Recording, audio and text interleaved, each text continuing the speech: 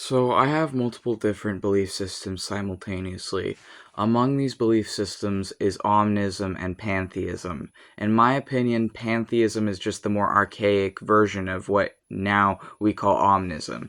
Pantheism is believing that the physical universe itself, that the physical nature of our earth itself, that these various different concepts, constructs, abstract concepts and constructs as well as like physical things like nature, the planets, the stars, that this is actually what the gods is and what God is. Believing that the physical environment and universe itself, as well as abstract concepts and constructs, as in addition to the physical ones, that all of this is actually the true essence or core of what is all the different gods and what is God, or if like all of it is actually the celestial bodies and the earthly nature. That would be pantheism, as well as like abstract concepts like love, death, dreams, witchcraft, and knowledge. These things also have gods, and these things are not physical, but though they can be expressed physically, they're more like conceptual. Those things also have gods, and believing that what the god has dominion over is actually the physical form of the god is pantheism, or a form of it. And it overlaps heavily with polytheism because obviously there's a lot of different ways that the universe is expressed. There's a lot of different planets, there's a lot of different nature, there's a lot of different concepts, and as such, the different names of the gods are assigned to the different parts of our reality. And so that's sort of one way of explaining pantheism. Omnism is the belief that all religions and belief systems to some extent are true. So rather than believing that only one religion is the end all be all say all of everything and there's only can be one religion that's true, omnists believe that all religions and lack thereof are partially true, or are true to those who follow them. So as an omnist, I would believe that if someone is, as long as they have love in their heart, and kindness, that whatever belief system they're following, that's what's real and true for them. And as long as they're not trying to forcibly impose that over me, then I would respect that. And it's the same with like atheism. As long as they have like love and kindness and aren't trying to forcibly impose their atheism onto me, then I would also respect them. It's the same with like any belief system or lack thereof. I think is partially true, and I think it's true for the people that hold it, even if it's not necessarily true for me. And that is like how I can essentially explain omnism. So one of the things that I struggled with, and my belief system as a witch would be like pantheistic Satanism, theistic Satanism mixed with pantheistic Satanism, which I already expressed that pantheism is essentially you believe the physical universe itself is all of the gods. So as a Satanist, I would believe that one of the ways that gods can be expressed, or God can be expressed, is as demons, is as Satans, or as Satan, and that this is actually just the other half or the other side of the gods. It's just like essentially the shadow side or the dark side or the darker gods are all kind of lumped into the Satan or demon umbrella. Anything that like humanity is afraid of, they just put it in the demon umbrella, but really it's just another way of mapping God and mapping the universe, I think. This is why I believe that grimoires such as the Lesser Key of Solomon, the Ars Goetia, I think that the Ars Goetia, the 72 demons of the Ars Goetia, is a map of the dark gods of our universe. It's a way of mapping the dark gods of the earth, or of our consciousness, or of our humanity. And I think that in actually interacting with these different demons of the Ars Goetia and reaching peace with them and learning from them, this is one way we can balance ourselves out as humans, but it's far from the only way. There's many different ways. And I also believe that the Watchers of the Book of Enoch, I have strong reason to believe, are actually the planets and stars, because it doesn't say that they're the planets, but it does say, I can find my physical copy right now. I'm not worried about going over the time limit because this one's not going to be a short anyways. But if I get my physical copy of the Book of Enoch out that I've been like keeping notes in, I beheld another splendor, and the stars of heaven. I observed that he called them all by their respective names, and that they heard. In righteous balance I saw that he weighed out with their light the amplitude of their places, and the day of their appearance. and their conversion. Splendor produced splendor, and their conversion was into the number of the angels and of the faithful. All right, and then there's another part here. Humans becoming angels is this note. In those days the mountains shall skip like rams, and the hills shall leap like young sheep, satiated with milk, and all the righteous shall become angels in heaven.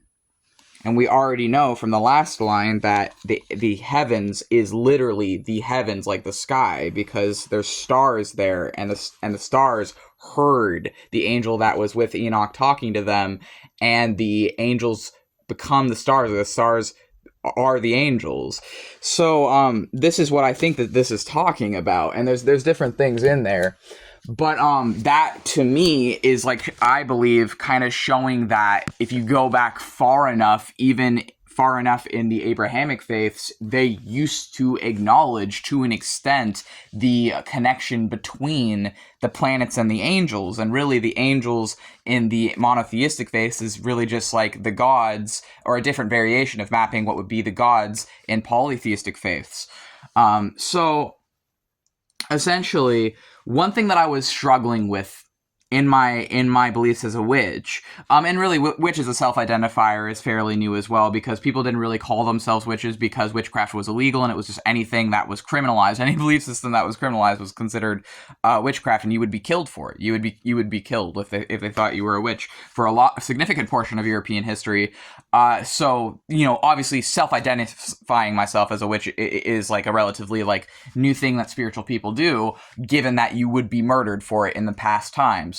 What they used to call these things, there's been many different names for what I believe is really the same thing. In the Bible, they call it seers. They call it seers, or they also call some sorcerers. And seers and sorcerers get kind of like, some people, if they like them, they call them seers. If they don't like them, if they're intimidated by their power, they call them sorcerers. At least in the parts of the Old Testament I've read. And so it's like, you know, I'm not Christian myself, and I'm not Jewish, but I believe that there's some truth to be had in all belief systems and lack thereof. And I think that one thing I was struggling with as a theistic Satanist, which is someone that venerates Satan as God, or venerates Satan's plural as the gods plural, and I just see really my theistic Satanism as another map, or another way of mapping the universe, God's consciousness, and humanity. It's just a more frowned upon way, because it's focusing on the parts of existence that people are afraid of, that people are intimidated by, that people have lumped under the Satan and demon umbrella to separate themselves from.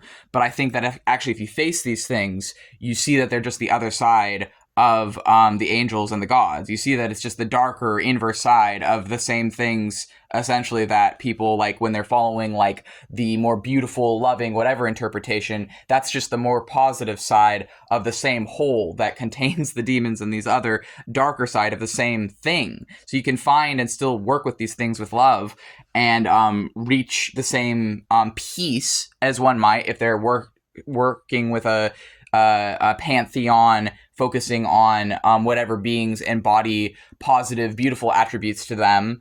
Working with gods that embody the darker attributes, you still can reach the same peace.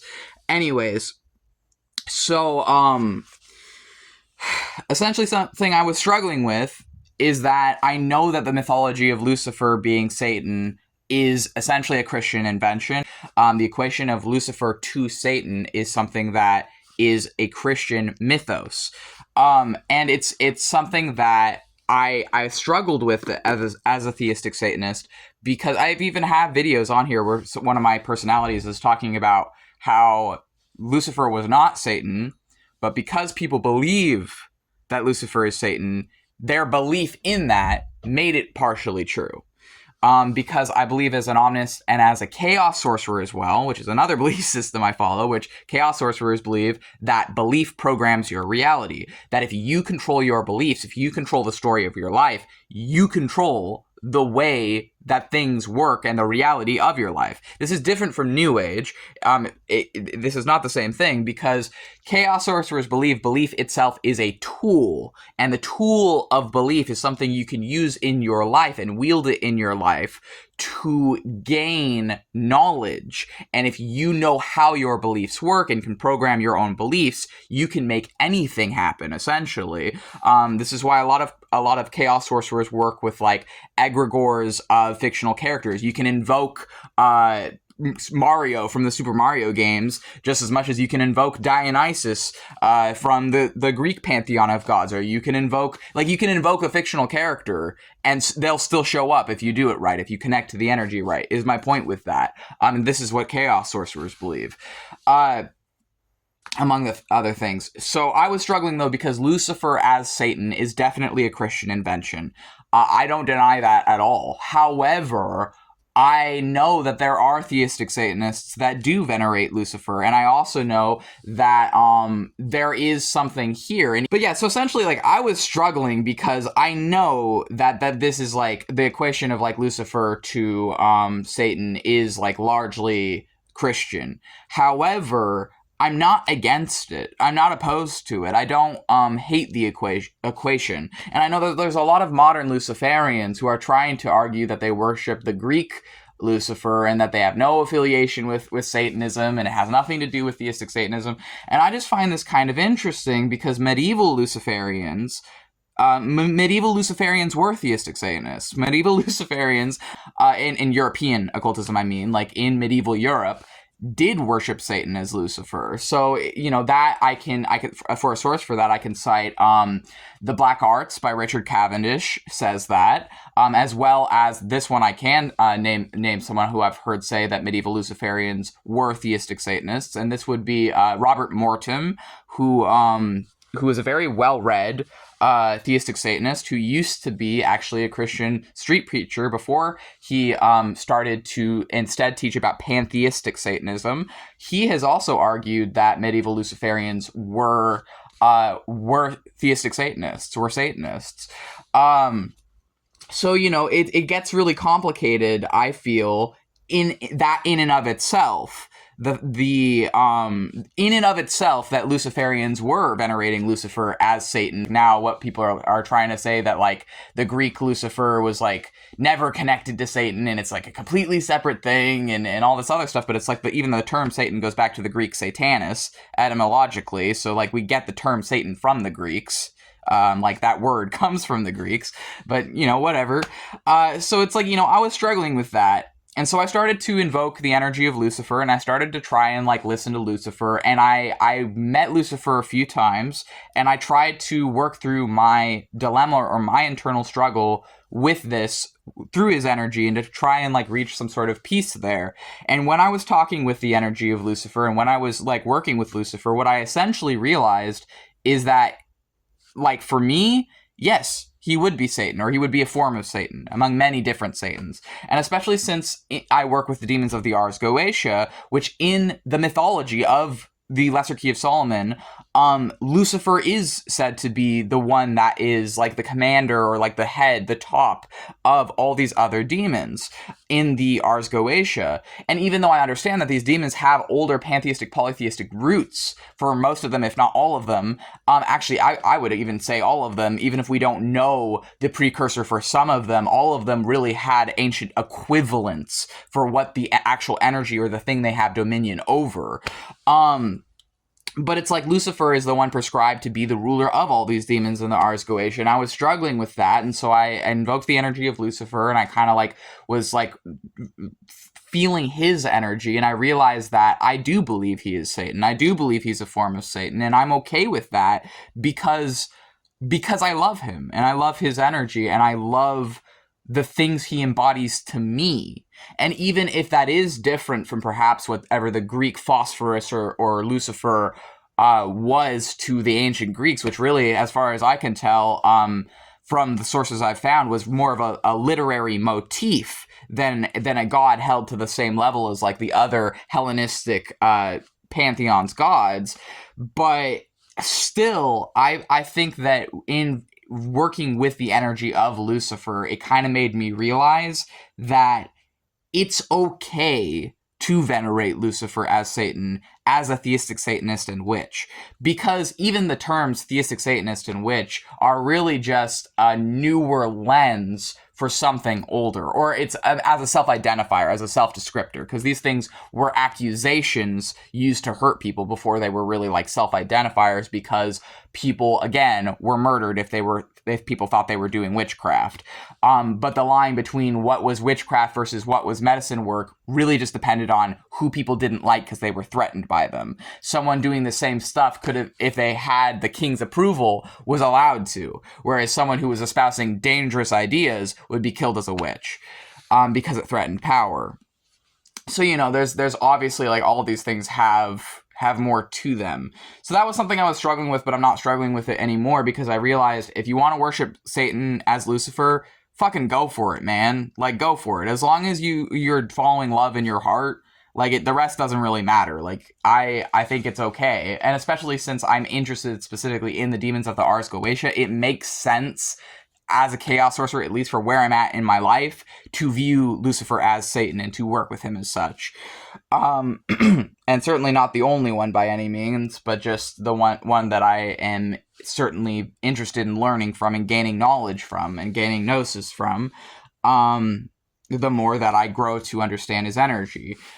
The other thing that I was struggling with is that due to my own religious trauma and due to like the Abrahamic faiths being used for hundreds, if not arguably over 1,000 years, to justify killing and harming and brutalizing and colonializing and forcibly totalitarianizing anyone who didn't fit into them, I did feel like I still have a lot of like difficulty, even as an omnist, acknowledging God singular or like as a singular thing, or in a like more monotheistic framework. The most honest attempt I gave that was I was in an Egyptian sun-worshipping cult, or a cult of Atonism, for a time, and when I was an Atonist, I truly believed in it. I thought I was doing something good, even though I was still a theistic Satanist. I was trying to be an Atonist because I understood that historically speaking, ancient Atonism, or Egyptian Atonism, was the first monotheistic religion ever. It is older than Judaism, it is older than Christianity, it is older than Islam. Atonism, or sun worship, was the first ever monotheistic religion, and it replaced the Egyptian pantheism polytheism of the Egyptian gods that they had. There was an Egyptian pharaoh who replaced it all with just worshiping the sun, and he was despised. He was completely disgraced, and when he died, there was some like ritual that the Egyptian priests perform where I believe they like spit on his grave. I'm not really sure about that, because I could have been lied to about that. In retrospect, the people I was learning about this stuff from were not very trustworthy. But when I was an Atonist, I fully believed in it. I thought it was right. I thought I was doing a good thing. The reason I stopped believing it is because I realized that all the rules I'd been taught, which were good things, the people who taught me them were completely full of crap. They were teaching us one thing and then going behind the scenes doing another thing. They were teaching us perhaps good moral values, while they would go behind behind our backs and be spreading transphobia online, be spreading bigotry online, be spreading all these horrible, awful, atrocious things that I didn't know about. I genuinely had no idea that they were doing this. So they were teaching us, to embody virtues that were positive, while behind closed doors they were doing a bunch of horrible, awful things, spreading hatred that not only affected I don't know who, but also directly affected 2 members of, at the time, their 5 total cult members. This was a very small cult at the time, but it still did a lot of fucking damage, even with only 5 members. And I made sure to get me and my ex the hell out of there as soon as I realized what they were doing. But it's like, so essentially, I struggled with the monotheistic God, or the interpretation of God, and I still do. I still really struggle with it, because I can't interpret the mythology literally, at least not the Old Testament mythology. I have to see it more as like if I try and put myself in that mindset as a chaos sorcerer, I have to essentially take a very metaphorical, loose, abstract interpretation of it, because there's so many stories in the Old Testament of Yahweh or El, or of that God doing just horrible, atrocious, awful crap. And I don't see how anyone could read the Old Testament honestly and not see it that way. Like, flooding the entire earth, killing everyone on the planet except one guy's family and a boat full of animals, like, that is absolute evil. Like, if I take that story literally, that is absolute fucking evil. Any god that would do that is, in and of itself, from that story alone, is not a god worth following. So I don't take it literally, or I take a different opinion of it. Because if there really was a god that to punish the entire planet, and the Book of Enoch would argue to get rid of the Nephilim, would kill all life on the planet except for one boat's worth of people, that god is fucking evil then. So I don't take that story literally, or if it was an actual event, I would see it as a story meant to explain a tragic, painful event, rather than a god literally caused a flood to take over the whole earth and kill everyone except one family. Because if I take the literal approach, that god is fucking evil from that alone. Like, there is no other way to see that. But as someone who follows Samael, who has El in the name, and understands that these angels with El in their name, regardless of which angels have El in their name, any of the angels that have El in their name are essentially El. They are just a different variation of El. They are and essentially, one of my friends, who is also a theistic Satanist and demonolator, was speaking with, in a vision, a god that I do believe in, was speaking to King Paimon. And the vision my friend had of King Paimon, my friend brought up that they brought up Christ or something in the vision to this god and to King Paimon, and had asked them about him, and King Paimon had said that Jesus is just as real as the rest of them are, or that essentially they're no less real than the rest of them, which is like, so like my friend relayed that to me, and I was just sort of like taken aback by that, because if Christ is real, that is like, you know, kind of like shocking to hear as someone who follows Satan. But it's also like, it doesn't, like, it's not going to prevent me from my other beliefs, because I've already said I'm omnist and I'm a chaos sorcerer, so I think all of this is real to an extent. Yes, that includes Christ. But that is hard for me to accept as someone that has a lot of religious trauma, knows a lot of people with religious trauma, and understands that Christ, God, Elway, or El and Yahweh have all been taken and used to justify brutality for hundreds and hundreds of years. But part of how I think I can find a bit of peace is understanding that El was not actually originally, El and Yahweh actually, were not originally from the Abrahamic monotheistic faiths. They were from the Canaanites. The names El and Yahweh both were gods of the Canaanites, as are many of the demons in grimoires. The names of the demons were taken from the names of Canaanite gods. But what people don't understand is it's not just like Baal or whatever that was turned into all these different demons in the grimoires. It was also El and Yahweh were in the same pantheon as Baal. They were all from the Canaanite pantheon. So, you know, understanding that, and understanding that whatever these things originally were has nothing at all to do with what we have 1,000 years later, is like completely, fundamentally, like unrecognizable from what we have 1,000 years later. I think that kind of seeing it that way can bring me a bit of peace, especially since I acknowledge that in working with Satan and working with Samael, El's in the name of Samael. Samael himself is an extension of El, is an extension of God, is an extension, therefore, of the Abrahamic monotheistic God, which does arguably make Satan God. But, anyways, so the reason I bring this stuff up is to say that, like, really, all of it is real, all of it is unreal, all of it is what you make of it. And I think that what's important beyond trying to, like, figure out the intricacies of all this stuff, which, yes, it is something that, like, I'm interested in, the important thing is to make sure that whatever belief system or lack thereof you have, that you're following it with good intention, and that you're not forcing it onto other people to justify oppressing, bullying, harming, harassing, and killing them. And as long as I'm not doing that, and no one I know is doing that, then the rest is really just up for personal interpretation.